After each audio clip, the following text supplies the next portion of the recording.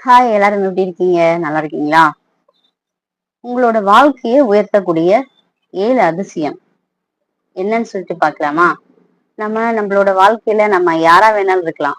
ஏழையா இருக்கலாம், பணக்காரனா இருக்கலாம், ரொம்ப ஏழ்மை சூழ்நிலையில இருக்கலாம், ஒரு உயர்ந்த பதவியில இருக்கலாம், இல்ல நம்ம ரொம்ப கஷ்டப்படுற ரொம்ப ஒரு துன்பத்துல இருக்கலாம், இல்ல ரொம்ப அடித்தட்டுல எதுவுமே செய்ய முடியாத ரொம்ப கஷ்ட சூழ்நிலை இருக்கிறவங்களா கூட இருக்கலாம். எதா வேணாலும் நம்ம இருந்துட்டு போறோம். ஆனா, என்னவா இருந்தாலும் இந்த 7 விஷயத்த நம்ம ஃபாலோ பண்ணல அப்டின்னா, நம்மளோட வாழ்க்கை வந்து மத்தவங்க முன்னாடி ரொம்ப கேள்விக்குறியா இருக்கும். ரொம்ப அவமானப்படுறதா இருக்கும். ரெஸ்பான்ஸ் வந்து நமக்கு கிடைக்காது. அந்த அளவுக்கு என்ன இந்த 7 விஷயத்துல இருக்கு அப்டின்னு சொல்லிட்டு நம்ம ஒன் பை ஒன்னா வந்து பார்க்கலாம். அதுல ஃபர்ஸ்ட் வந்து என்ன அப்டின்னு பார்த்தீங்கன்னா, பதவியிலே துணிவு. நம்ம எவ்ளோ பெரிய பதவியா வேணாலும் இருக்கலாம். எவ்ளோ பெரிய உயர்ந்த பதவியில வேணாலும் நம்ம இருக்கலாம். ஆனா, அந்த பதவியில இருக்கோம் அப்படின்னு சொல்லிட்டு நம்ம கர்வத்தோட மத்தவங்கள மதிக்காம இருந்தோம்னா அந்த பதவிக்கான எந்த ஒரு மரியாதையும் இருக்காது. நம்ம எவ்வளவு பெரிய பதவியில இருந்தாலும் நம்மளால முடிஞ்ச அளவுக்கு மத்தவங்களுக்கு அந்த பதவியை பயன்படுத்தி என்ன பண்ண முடியும், இல்லாதவங்களுக்கு என்ன பண்ண முடியும் அப்படின்னு சொல்லிட்டு பணிவோட இருந்தாதான். அதாவது எல்லா விஷயங்களும் இங்க கத்துக்கிட்டவங்க யாருமே கிடையாது. தன்னை நம்பி வந்தவங்க ஏதாவது ஒரு கஷ்டத்துல வராங்க அப்படின்னா அவங்களுக்கு நம்மளால என்ன உதவி பண்ண முடியுமோ அதை நம்ம பண்ணணும். அப்பதான் அந்த நமக்கான அந்த பதவிக்கு எப்பயுமே மரியாதை. நான் ரொம்ப கஷ்டப்பட்டு படிச்சேன், நான் எதுக்கு யாருக்கும் பண்ணணும் அப்படின்னு நினைச்சேன்னா நம்ம படிச்ச படிப்புக்கே வந்து மரியாதை கிடையாது. ரெண்டாவது விஷயம் என்னன்னு பாத்தீங்கன்னா, துன்பத்தில ஒரு மிகப்பெரிய மீள முடியாத ஒரு துயரத்துல நம்ம இருப்போம்னு வச்சுக்கோங்க. அந்த பிரச்சனையில அது இந்த மாதிரி இருக்கிறப்ப என்ன பண்ணுவாங்க, யாராச்சும் நம்மள வந்து ஏதாவது சீன்றதுக்கு பார்ப்பாங்க, இல்ல நமக்கு ஏதாவது கெடுதல் செய்யறதுக்கு முயற்சி பண்ணுவாங்க. இவன் வந்து துன்பத்துல இருக்கான், அவனை வந்து நம்ம எப்படி வேணாலும் ஈஸியா வந்து தோக்கடிச்சிடலாம் அப்படின்னு வந்து நினைச்சிட்டு இருப்பாங்க. அந்த மாதிரியான விஷயத்த உங்களுக்கு நீங்க உங்களை வந்து கெடுக்கணும்னு நினைப்பாங்க பாத்தீங்களா, உங்களோட எதிரிகள் இருப்பாங்க பாத்தீங்களா, அப்ப இந்த பலவீனத்தை அவங்க பயன்படுத்திக்கலாம்னு நினைப்பாங்க. ஆனா நீங்க அந்த மாதிரி விஷயத்துக்கு இடம் கொடுக்கவே கூடாது. அந்த மாதிரி இடத்துல வந்து நீங்க ரொம்ப துணிச்சலா தைரியமா இருக்கணும். அதுதான் துன்பத்திலையும் துணிவு. மூணாவது விஷயம் என்ன அப்படின்னு பாத்தீங்கன்னா, கோபத்திலும் பொறுமை. இது நம்ம நம்ம கோபமா இருக்கோம் அப்படின்னு சொல்லிட்டு நம்மளோட வார்த்தைகளை வந்து யாருக்கிட்டையும் வந்து பார்த்து பயன்படுத்தணும். அந்த ஒரு குணம் வந்து ரொம்பவே சிறப்பானது.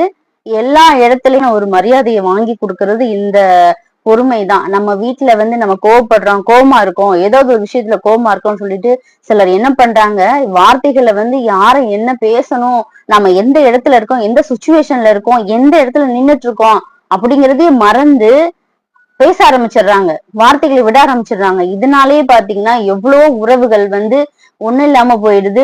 கணவன் மனைவியா இருந்தாலும் சரி, ஒரு நட்பா இருந்தாலும் சரி, நம்ம கோபத்திலையும் நம்ம நிதானமா இருக்கணும். அப்பதான் வந்து நெருக்கமான உறவுகள் கிட்ட நம்ம வார்த்தைகளை வந்து பார்த்து வந்து பயன்படுத்தணும். அப்பதான் எந்த ஒரு ரிலேஷன்ஷிப்பும் நிலைக்கும்.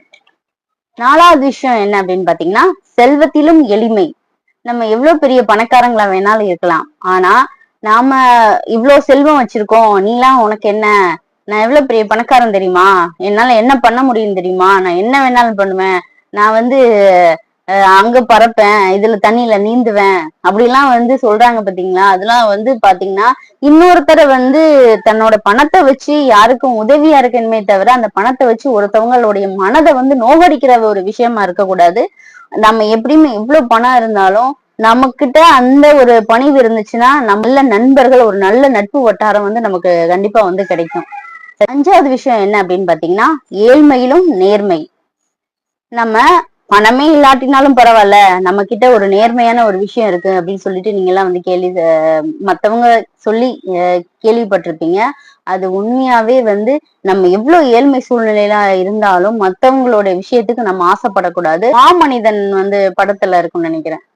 மாமனிதனா விஜய் சேதுபதி சார் நடிச்சிருப்பார்ல.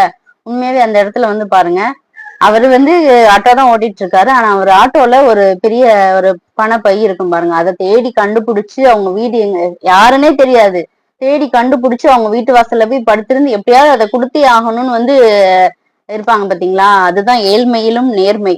அந்த மாதிரி நம்ம இருந்தோம்னா அந்த விஷயத்துக்கு பாராட்டி அவங்க அந்த பொண்ணை வந்து கல்யாணம் பண்ணிக்கும் பாத்தீங்களா.